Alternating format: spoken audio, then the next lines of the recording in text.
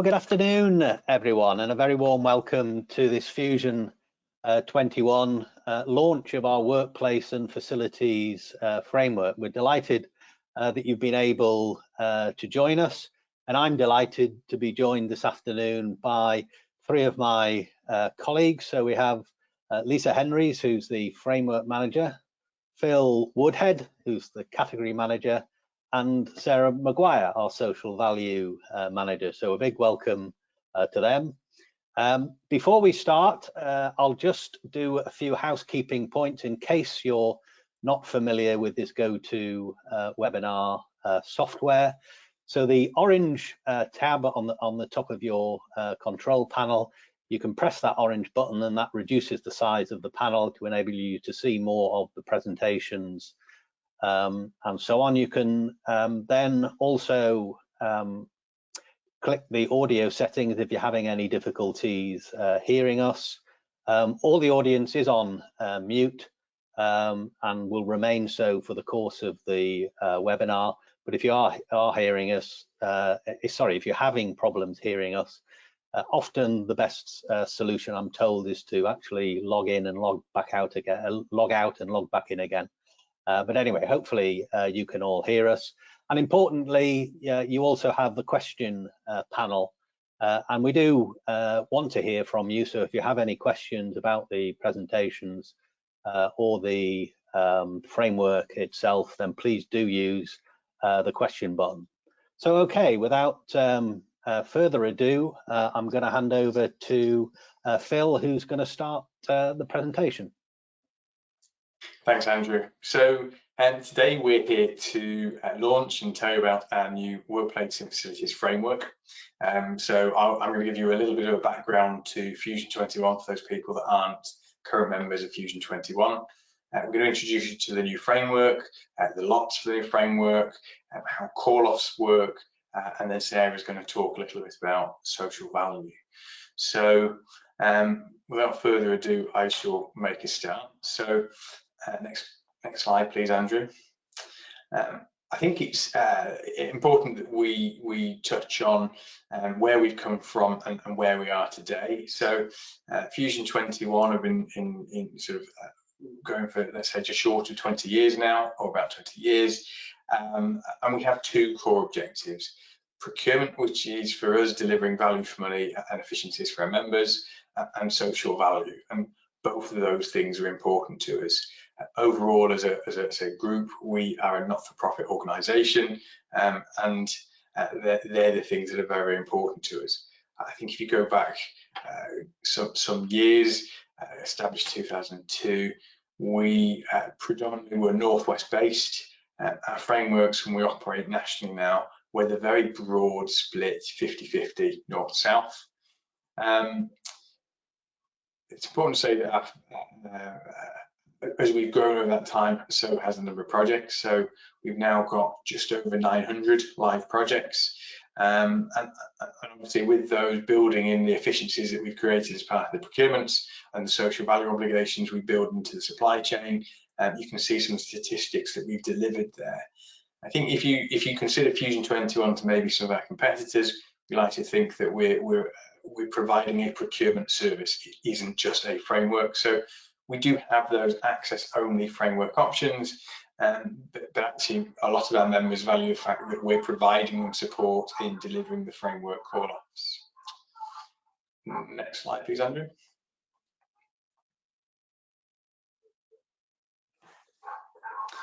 So the frameworks are open to all of the public sector, so including local government, central government, housing, education, NHS, blue light, transport, and for-profit. Obviously, within the public contract regs, there's a couple of specifics that link with this. So contract notices are quite broad in their description, as is the list of people included within that. But similarly, the members' terms of membership are written very broadly as well. So I think the only time there may be a slight hiccup is if you're a brand new organisation that did not exist when we tendered the framework, that's a potential issue. But other than that sort of minor sort of case, which very rarely happens because very few new public sector organisations are created, the framework is open to all of our members and prospective members. So Membership is free. There's a link on the website. It's a simple form to fill in. In terms of membership, do have obligations on us and on members, but they're very light touch. So that's very much around things like confidentiality. So it's very easy to join. There's no joining fee. And so whether you're an existing member or a potential member, you can most likely use this framework. Next slide, please, Andrew. So if you're not familiar with frameworks and how they work, the nuts and bolts of it is at the end of a call-off process, you end up with a traditional client-contractor relationship. So you have a contract you manage for yourselves. Fusion21 will don't manage call-off contracts for you, and it's a simple relationship as you would any other contract between you and the supplier. So at the bottom of this drawing, you'll see that relationship between you and them. When we set up the framework, and we're currently going through the process for this framework of executing framework agreements with all of the suppliers on the framework. So Fusion21, we have an agreement with suppliers that govern how they behave and operate the framework. Touched on just on the previous slide there around our membership. So there is a set of T's and C's between Fusion21 and our members, and the members consortium, I should say. So in terms of sort of contractual arrangements, there's a sort of pyramid of agreements that link together. The important message is you manage your own contracts, but we sit in the background behind that. And I think if you tender your own open contract, you've got your own contract, so that's fine. I think one of the advantages of having a framework provider and a framework is we have multiple contracts and multiple relationships with these suppliers. We're winning tenders every month, and we have a bit more of a hook and a bit more incentive for that supplier to respond to our needs and our members' needs, because ultimately, will there be more contracts after this one? If you tender your one-off contract and you're not going to retender it for 6 years, there isn't the same influence over those suppliers. So there's a sort of an extra added benefit in terms of the relationships. Next slide, please, Andrew. So I did a very quick whistle-stop introduction to Fusion21. I think today we're here more to talk specifically around this framework, so workplace facilities. If we just recap where we've come through the last 4 years, this is now the 3rd generation of our facilities frameworks. The old framework was called Compliance and FM. We've grown substantially over the last 5 years and felt that actually we're serving 2 different needs, 2 different markets. So we've broken that into 2 pieces. This framework and the DPS, so workplace and facilities, targeted around managed services, around the service side of things, and then building safety and compliance, headed up by one of my other framework managers, Peter Beck, targeted around the specific aspects of compliance, so sort of asbestos, Legionella, fire safety, really serving different needs, sometimes different teams within organisations or different departments. So we've made that split. Workplace facilities is now live as of the 1st of March and available for call-offs with essentially with immediate effect, as is the DPS. The building safety and compliance framework is 2 or 3 weeks away from being launched formally. We're currently in the evaluation process for that, and that follows very slightly behind. So essentially the frameworks are now or very shortly available to use, and today Lisa's going to talk you through the workplace and facilities framework. So I think that's enough for me doing my introduction, and I shall hand you over. So thank you, Lisa. Thank you, Phil. So next we'll look at the lotting structure. So this is the lotting structure for the workplace and facilities framework. So there are 6 lots. The first 2 lots on the framework are in essence for bundle services or total FM models. So they're for either the provision of those services or the management of them. So commonly we're expecting contracts to comprise of either hard services, soft services, or a combination of both. Lot 1, principal contractor, provides for a broad scope of services and allows a member to draw on a supplier's expertise to manage either single or multiple services. So they could be from a single source lot, or they could be from something completely different. So for example, grounds maintenance or catering services.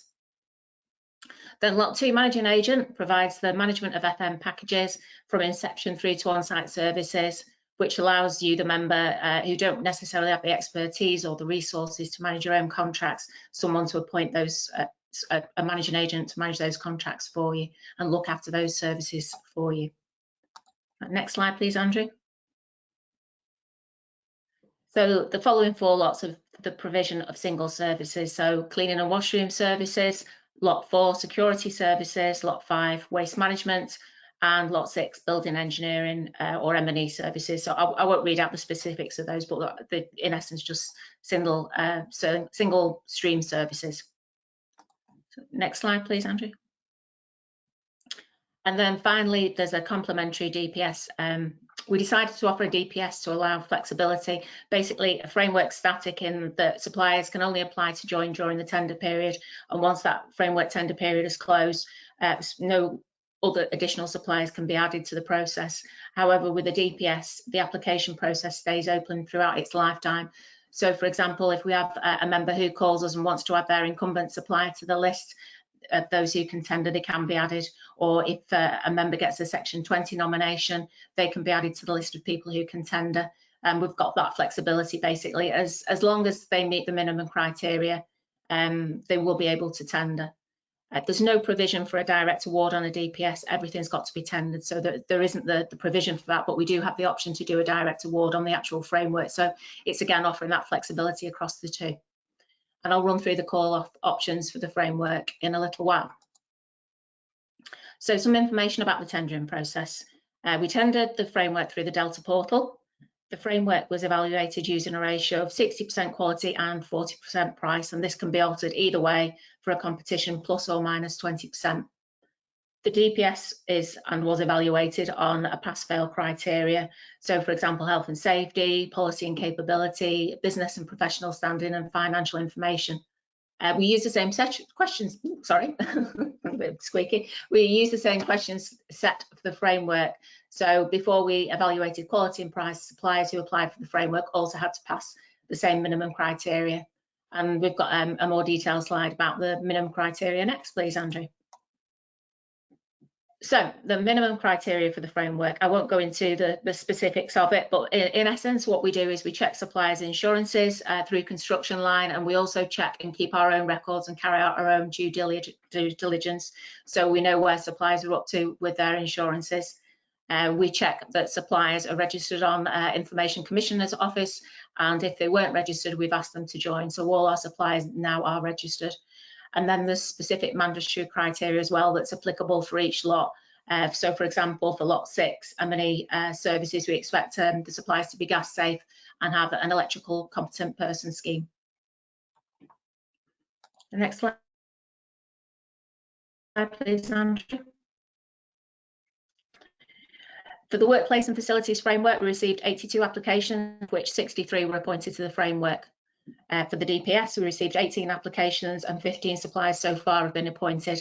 The framework went live, as Phil said, on the 1st of March, so it's ready and available for everybody to use. We've had a few new applications to the DPS since we launched, and these are in the process of being evaluated at the moment. I think we've had 3 additional applications, and as we say, that can continue throughout the life of the DPS. Next slide, please. So this is a list of the framework suppliers, and you can find these the same as this on our website. They're further broken down into NUTS regions, so not all of the suppliers have elected to work in all regions. So, for example, BAM may not have elected to North East. We don't provide that level of detailed information on our website or at this stage, but if you do get in touch with us and you want to know exactly what suppliers are registered for what area, and also what suppliers are ranked at what point, if you get in touch with me, I can provide that information for you. Next slide, please. Andrew.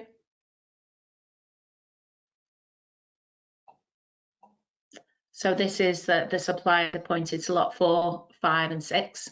And again, I won't sit and read them out. You can have a look at them on the website. And then next slide, please. And this is the DPS appointed suppliers so far. And as we've alluded to, this list will change and grow throughout the life of the DPS. Next slide, please, Andrew.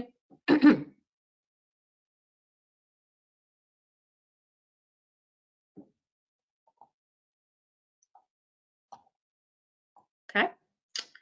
So there are 4 service levels that we offer. Direct award to a supplier on the framework in accordance with the call-off criteria.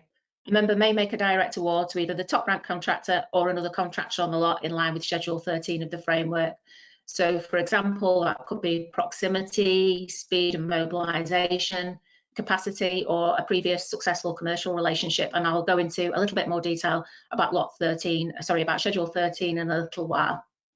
The next service level we offer is access only. And this is where the member runs their own further competition. So basically we provide you with a list of suppliers capable of meeting your needs or requirements and with blank tender documentation for you to be able to run your own further competition under our framework. Then option 3 is managed procurement, and that's always a further competition. So we'll work with you to produce tender documents, including ITT, quality questions, etc. And once those documents have been approved,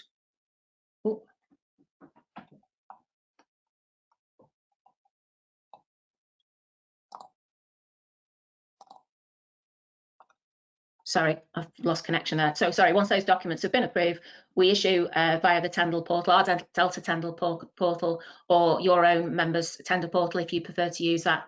We respond to clarifications during the tender, provide tender marking documents, produce a tender report with recommendations, produce call-off contracts and arrange and attend pre-start meeting or meetings depending on what's required.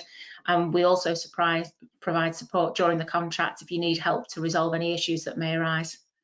And then the final level that we offer is partnership, which again is further competition, and that's similar to managed procurement, but we also work to produce specification documents, and we do everything that we can to help basically during and after the tender process. So those are the service levels. Next slide, please, Andrew. So those were the call-off options, and these are the service levels. So there are 4 service levels that we offer. Direct award, and that is basically a direct award to a supplier on the framework in accordance with the call-off criteria. So you, a member, may make a direct award to either the top ranked contractor or another contractor on the lot in line with Schedule 13. So speed, mobilisation, capacity, etc. Oh, sorry, I'm on the wrong one here, aren't I? Do apologise. We're on the call-off options now. So we've gone through the service levels. Partnership again, sorry. So yeah, call-off options. I do apologise. I've lost where we were up to with the slides. So those were the service levels, and these are the call-off options. Basically, there are 4 call-off options. The call-off options are based on the terms of the framework. So if you'd phone us up, we discuss what the best options are with you, and we can discuss your requirements and base our advice basically on things such as contract size, speed you need the supplier on site, proximity of the supplier, complexity of the project, etc. So for example, option 1, direct award, you'll come to us with an urgent requirement and the need for help to get something on site as soon as possible, and then we will recommend a direct award. The other options are direct award with negotiation, where some of the services may be priced, but you may not know what all of those services are, and that allows for that negotiation. It's that sort of second stage. And then single stage further competition and 2-stage further competition. And I won't go into read the details off the slide because they're there for you to read basically in essence. So next slide, please. So as we've mentioned, a direct award, and this is in line with the Framework Agreement Schedule 13. So a member may make a direct award without the need to open the competition again, and Schedule 13 of the framework states how a supplier for that direct award can be selected. The most often used mechanism is existing contracts. So a supplier who's not #1 ranked on the framework, for example, can receive a direct award if there's a robust business case to do so. For example, you've worked with a particular supplier who's 3rd ranked for the last 5 years, and the cost of changing to a different supplier, setting them up on the system, getting them to know your systems wouldn't be cost effective. So it makes perfect sense to use somebody who's not necessarily who would not necessarily be the 1st ranked supplier on the framework. So other reasons are specific business needs and who can meet your business needs. So for example, you may want a specific service that only one specific supplier can offer you, or you may want a speedy mobilisation and the #1 ranked contractor can't meet your time frame, so then we can appoint a different contractor. I think in essence that covers Schedule 13. So the call-off processes. This is broken down very much into the specifics of how we would carry out a direct award. So if you weren't a Fusion21 member, you'd register. We would select a supplier. We'd discuss what you need, what it is that you want, and select the most appropriate supplier and discuss that with you. And then we'd carry out supplier liaison to check that they are interested in the process, that they want to offer the services to you, and that they can meet your needs. Then there'd be an assessment of what they propose, a notification of acceptance, and then we would issue a call-off contract, which is the third part of the triangle that Phil showed you earlier on. So that's the actual contract between yourselves and the supplier. Next slide, please, Andrew. So direct award with negotiation is very similar, to be honest, but this is where it comes down to if there's a part of, you want to appoint a supplier under direct award, but there's a part of the service that you don't know what it's going to be, or it's not costed within our pricing documents, because it could be quite broad or quite specific. So that's where we can ask the contractor for a proposal for that particular service, and that's that part of that negotiation. And then you would accept their proposal, and again, it will be back to issuing that call-off contract based on those services. Next slide, please. So single stage further competition is very similar. Sorry, it's not very similar. You register. You register to become a member. We prepare the bid and issue an expression of interest if that's applicable.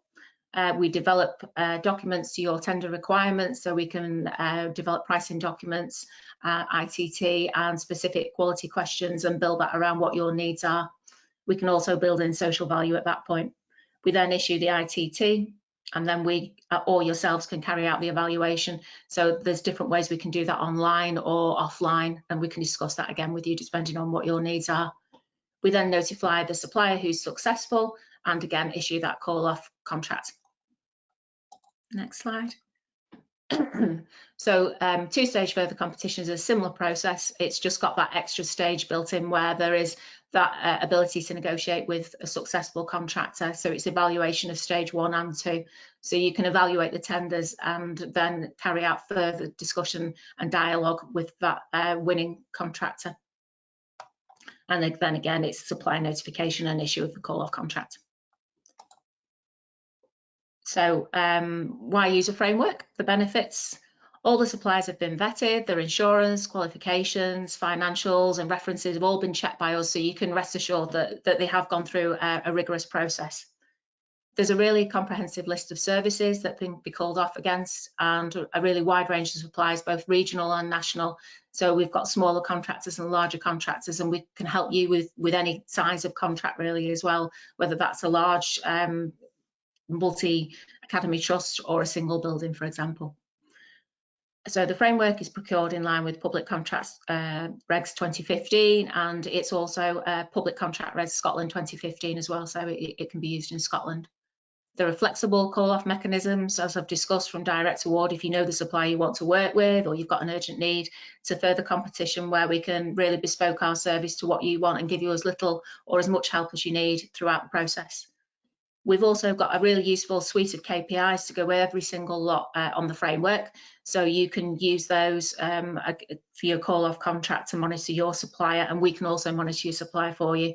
And we can help you with that ongoing monitoring or improvement plans where if you need our help with that. We do have leverage, as Phil said, that you may not if we've got multiple contracts and multiple tender opportunities. We do have a good deal of leverage with the supplier, so that can be very helpful for you. And then, as mentioned before, the DPS allows flexibility to use local suppliers if that's appropriate to what you want, or your incumbent or nominated supplier. So next is over to Sarah to discuss social value. Thanks, Lisa. Hi, good afternoon, everyone. I'm Sarah Maguire and I'm the Social Value Manager at Fusion21. Thanks, Andrew.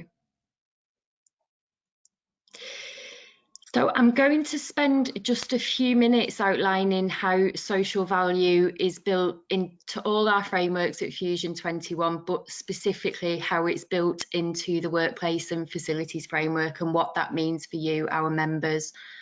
So just by way of scene setting, I think it's important to understand why we deliver social value. So obviously there's the policy framework around this, the Social Value Act, which has been in force for almost 10 years now. There's best value statutory guidance at a national level, but more importantly than that, we do it because it's important to us and it's important to our members. So Phil said at the beginning, we are a not-for-profit organisation. We're a social enterprise founded on social value principles, and this has been a thread that's been important to us throughout the development of Fusion21. We know through all our conversations with members that that social value element is incredibly important, and having a think about the community benefits that can be achieved through procurement, it is something that's really valued.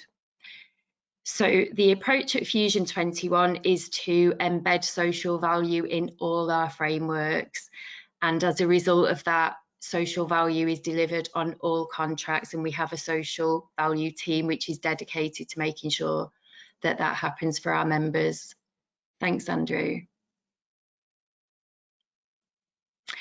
Okay, so a little bit more about how that process works. It's embedded at every stage of the procurement process. So when we welcome suppliers onto our frameworks, in order for them to be accepted, they are asked a social value question at that very early stage. So we're testing at that stage their ability to engage with members around social value requirements, their ability to deliver social value activity once a project is live, and their ability to report on the social value projects that they're involved in.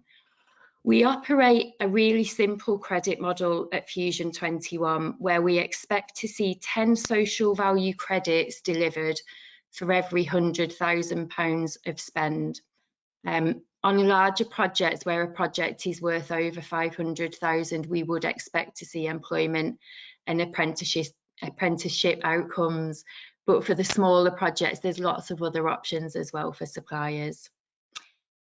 And we encourage all our suppliers at a very early stage, when they know they're being awarded a contract, to have a conversation with the member about what kind of social value activity you would like them to deliver. So we did one of these webinars last week for suppliers on this framework, and the message was very clear that we want that conversation to happen early on. And if the member or the supplier needs any support in facilitating that conversation or making sense of an offer which is mutually beneficial to the supplier and the member, then myself or a member of my team is happy to be involved in that conversation. Thanks, Andrew. So this is the credit model that we use at Fusion21. I won't go through it line by line. It's just to give you an idea of the different delivery options that are available to our suppliers and to our members, and the credits that they will earn as they're delivered on a live project. So you'll see that apprenticeship and new employment opportunities mean that the supplier will be awarded 50 credits, and there's lots of options there, as I said, for smaller delivery packages around working schools, maybe donation of time, donation of money. Basically, what's important here is that what's delivered makes sense for your organisation and for the communities that you're working with. Thanks, Andrew. Okay, there's a real significant shift, I would say, at the moment around social value, and I'm having probably more conversations with members and suppliers than we ever had before about how you can make social value through procurement work for you in your organisation. There's lots of rhetoric around social value at the moment, but one of the phrases that I like the most is this idea that in change there is opportunity. So I would urge any member and any supplier involved in delivering work through this framework or through any framework to really consider their social value footprint and how they can make a difference to communities whilst you're delivering work in an area. Relationships are key, and also agreeing delivery options at the outset, as I've said, is key. We have a small social value team at Fusion21, but we work very hard for our members and our suppliers. So if at any stage of that process you need support from us to complement that offer or to facilitate any conversations, then we're really happy to be involved in that. My email address is there, so I'm always happy to talk all things social value. Please feel free to drop me a message if you have any more questions about how this works, or obviously I'll be around at the end of the webinar to answer any questions then as well. Thank you. Thank you, Sarah. So the next steps, so basically we'll go on to the benefits of being a Fusion21 member. So there's no membership or joining fee. We charge suppliers a fee based on their valuation, so no bill ever goes to you, the members. It always goes to the suppliers. As we've mentioned, Fusion21 is a not-for-profit organisation. We offer fully compliant frameworks. Social value is built into all our frameworks, so it can easily be monitored and reported against, as well as it being there. It's easy to see what you've done and report against it. All our staff are SIPS trained. We have designed our documents to allow flexibility, and as an organisation we like to be as agile as possible and bespoke our services to what you need as well. So we don't have a one-size-fits-all. We are small enough to be able to bespoke our services to what you want. And we've got a wealth of experience within the organisation, so if one of our team can't help you or doesn't know the answer to a specific question, we have the ability to ask outside the wider circle, and we can usually find the answer or help that's in pointing you in the right direction. And Andrew is often hosting specific webinars as well, and we've got expertise in our supply base as well that we can draw on. So hopefully if you do have any questions or queries at any point in the procurement process or in the contract process, that we will be able to help you. I think that's kind of wrapped it up, to be honest. That's my contact details if you need me. I don't know whether Phil's got anything he'd like to add at this point. Hi, Lisa. No, I think you've covered it well. So thank you. Okay. So thank you very much, everyone, for attending. If you do want to get in touch with us, you can there. I think I'll hand back to Andrew to see if we've got any questions. Yeah, we actually haven't had any direct questions, so I'll just leave the question panel open for another couple of minutes, just to see if anybody does have any further questions. You can always contact me directly as well if there's anything specific you need to ask me. I'm happy to converse directly with anyone. Yeah. Okay. Well, we won't. There doesn't appear to be any questions. So all it leaves to me is to thank Lisa, Phil, and Sarah for their contributions. As Lisa's just said, please do get in touch. We're really excited about this new framework. We think it'll excite you as members as well. So please do get in touch. As again, Lisa said, we continue to run our series of webinars. We have one tomorrow afternoon on social value, and we look forward. So just as I was wrapping up, yeah, no, I don't think we have any. But yeah, sorry, I thought we had a question come through there, but I can't see that. So anyway, I'm going to thank you all for attending, and yeah, look forward to seeing you again soon. Thanks a lot and have a great afternoon.